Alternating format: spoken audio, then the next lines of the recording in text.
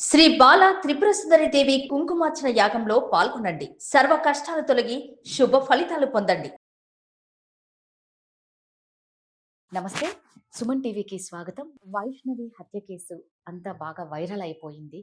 ఒక గర్భిణిని భర్త అంత దారుణంగా చంపడం వెనకాల ఏమన్నా దోషాలుంటుందా అనేది ఒకసారి గురుగారిని అడిగి తెలుసుకుందాం. ఇవన్నీ మనతో వివరించడానికి ఉన్నారండి ప్రముఖ జ్యోతిష్యులు, సంకల్ప మందిర్ నిర్వాహకులు బ్రహ్మశ్రీ నందిపట్ల శ్రీహరి శర్మ గురుగారు ఉన్నారు. వారితో అడుగుదాం. నమస్తే గురుగారు. వాగర్థావివ సంపృక్తౌ వాగర్థ ప్రతిపత్తయే జగతః పితరౌ వందే పార్వతీ పరమేశ్వరౌ. ఆదిత్యాయ చ సోమాయ మంగళాయ బుధాయ చ గురు శుక్ర శనిభ్యశ్చ రాహవే కేతవే నమః. శృంగేరి జగద్గురు పీఠాధిపతులకి, కంచి పీఠాధిపతులకి నమస్కారములు తెలియచేసుకుంటూ కార్యక్రమాన్ని ప్రారంభిద్దాం. గురుగారు, కొన్ని రోజుల నుంచి ఇక దగ్గర వారం అవుతుంది, ఇప్పటికీ కేసు కొలిక్కి రాలేదు. ఒక గర్భిణిని ఒక భర్త చంపడం అనేది నిజంగా అతి చిన్న వయసులో అమ్మాయికి పెళ్ళయింది. 4 నెలలో 5 నెలలో గర్భిణి. వరకట్న వేధింపులు అంటారు. ఆ అబ్బాయికి ఇంకో సంబంధం ఉంది, దానివల్ల ఈ అమ్మాయిని చంపారు. ఏది ఏమైనా ఒక భార్యని, ఒక గర్భిణిని చంపడం నిజంగా అది చాలా బాధాకరమైన విషయం. ఎందుకు ఇలాగా మనిషి అంత అలాంటి పనులు చేయడానికి వాళ్ళు ఎందుకు అలా ఉంటారు? వీళ్ళకి ఏమన్నా దోషాలు ఉంటాయా? అంటే గత వారం రోజుల నుంచి చూస్తున్నామమ్మా, అనేక ప్రసార మాధ్యమాలలో ఇది బాగా చర్చనీయాంశమైంది. అంటే ఎక్కడో మారుమూల పల్లె ప్రాంతంలో తనకు నచ్చినట్టుగా ఆనందంగా అవును. చిన్న పిల్ల నిజం. వీడియోలు చేసుకుంటూ ఏదో ఒక ఇన్ఫ్లుయెన్సర్గా 10 మందికి ఒక యూట్యూబర్గా పరిచయమైనటువంటి అమ్మాయి కారణాంతరాల వల్ల చిన్న వయసులోనే పెళ్లిళ్ళు చేసుకోవడం, ఆ పెళ్లి చేసుకున్న దారభ్యత ఆనందకరమైనటువంటి జీవితాన్ని పొందలేకుండా అంటే పెళ్ళైన కొత్తలో ఎవరైనా బాగుంటారు, కానీ అది రాను రాను అసలు స్వరూపం అనేటువంటిది బయటపడి తద్వారా ఒక స్త్రీ హత్య మరియు గర్భిణి శిశు హత్య, భ్రూణ హత్య అంటారు. అంటే గర్భము దాల్చిన తర్వాత పెరిగేటువంటి పిండాన్ని కూడా మనం అబార్షన్స్ కూడా చేయించుకునే వాళ్ళు చాలా మంది ఉంటుంటారు. భ్రూణ హత్య అంటారు.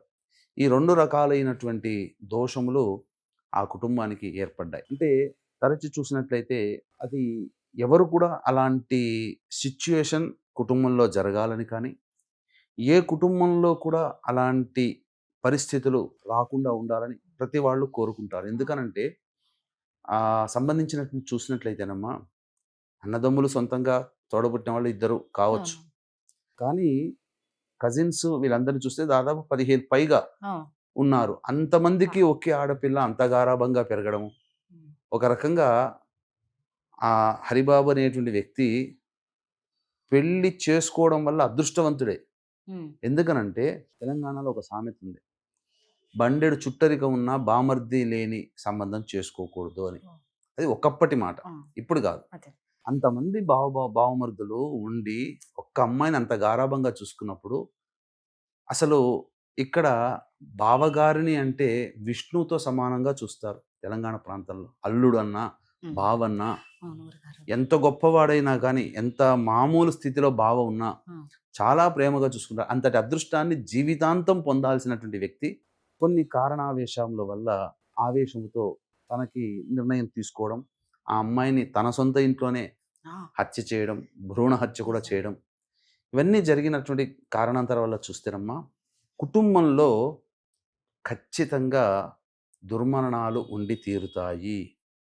అంటే టీవీ జర్నలిస్ట్గా మీకు కొన్ని వాళ్ళ ఫ్యామిలీలు తెలిసి ఉంటాయి కదమ్మా. అంటే నాకంటే బయట వాళ్ళ గురించి, వాళ్ళ ఫ్యామిలీ గురించి నాకంటూ ఏమీ తెలియదు.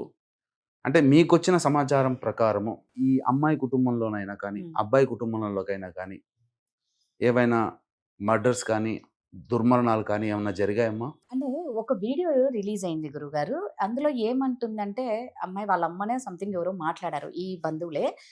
ఆల్రెడీ ఈ హరిబాబు వాళ్ళమ్మ వాళ్ళ నాన్నను చంపింది అనేసి, కానీ అది సహజ మరణం లాగా చిత్రీకరించినారు. అంటే అంత గయ్యాలి అనేది వచ్చింది. మరి భగవంతుడికి ఎరుక అవన్నీ దాని వెనకాల ఉన్న నిజాలు. దీన్ని బట్టి చూసినట్లయితే 2 రకాల అజంప్షన్స్ వచ్చినా, ఒకటి హరిబాబు తల్లి తన సొంత భర్తని చంపింది అన్నా, లేదా హార్ట్ అటాక్తోనైనా కానీ చనిపోయాడు తండ్రి అని అన్నా, ఖచ్చితంగా బిలో 60 years లోపల పోయి ఉంటాడు. అంటే హార్ట్ అటాక్తో పోయినా బిలో 60 years మర్డర్ జరిగిన ఇది. అంటే కుటుంబంలో ఇట్లాంటివి ఉన్నప్పుడు ఏంటంటే ఇవి జరిగినప్పుడు మారు బలిని కోరుకుంటాయి.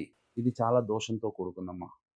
అందుకనే మన సుమన్ టీవీ ప్రేక్షకుల్లో 2013 సంవత్సరం నుంచి అనేక ప్రసార మాధ్యమాలలో ఈ దోషములు పంచశాప ప్రభావాలు కుటుంబంలో గనక ఉంటే కుటుంబము ఎప్పుడూ కూడా సమస్యలతో సతమతమవుతుంది, ప్రశాంతత లేని జీవితాన్ని పొందుతారు.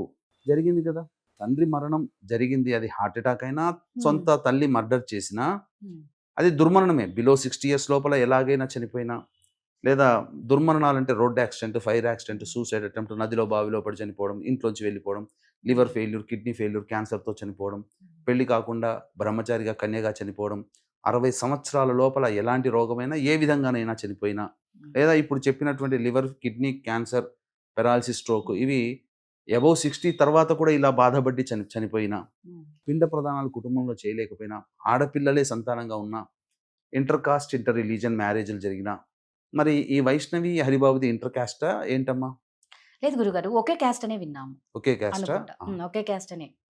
So inter caste inter religion మ్యారేజ్లు జరిగినా, కేవలం ఆడపిల్లలే సంతానంగా ఉన్నా, కుటుంబ సభ్యులు కారాగార వాసమైన, పిల్లలు శారీరక మానసిక లోపాలతో జన్మించిన, ఎక్కువ డైవోర్సులు కుటుంబంలో అవుతున్నా, పెళ్లి కాకుండా సంవత్సరాలు గడిచిపోతున్నా, సంతానం కలగకుండా పెళ్ళైన తర్వాత కూడా ఇబ్బందులు పడుతూ ఉన్నా, అలాగే కుటుంబ సభ్యుల మధ్య ఒకరి మాటకి ఒకరికి అనుసంధానం ఉండదు, ఎవరికి వారే యమునా తీరే అన్నట్టుగా ఉన్నా, అలాగే బాగా సంపాదించి ఒక అనాలోచిత నిర్ణయం తీసుకొని తద్వారా ఇబ్బందులు పాలైన, అంటే మొత్తం నష్టపోయిన, బాగా సంపాదించి పెట్టుబడి పెట్టడమో నమ్మి ఇవ్వడమో ఎవరికైనా డబ్బులు పూర్తిగా లాస్ అయిపోతారు.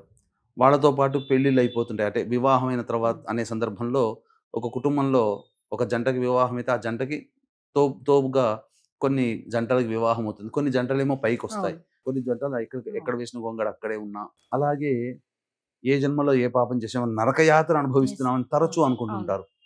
అట్లాంటివి పెద్దవాళ్ళు తరచూ కళ్ళలోకి వస్తున్నా, చనిపోయిన వాళ్ళు దగ్గర కుటుంబీకులు, స్నేహితులు తరచూ కళ్ళలోకి వస్తున్నా, ఇంటి గోడలు క్రాక్స్ వచ్చినా, జిల్ల పురుగులు, బొద్దింకల బెడద ఎక్కువగా ఉన్నా, స్త్రీ హత్య, గోహత్య, బ్రాహ్మణ హత్య, పిల్లిని చంపిన, పాముని చంపిన, అబార్షన్స్ చేసుకుంటారు చాలామంది.